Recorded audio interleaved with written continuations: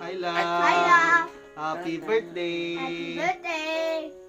On this special day of yours, may God's amazing grace be with you. And we wish that all your wishes will be come true. And I ask the Lord that I will found someone to love, and yet I found their treasure. No, I love you more than have ever found a way to say to you. And I just want you to know that we are really grateful to your life. You are a blessing to our family, and wish you all the best as always. No, I just want you to be happy in this day.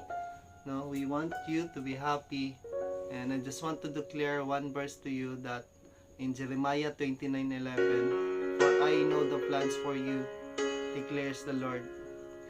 Plans to prosper you and not to harm you. Plans to give you hope and a future. Bye-bye, love. I love you so much. Enjoy your day.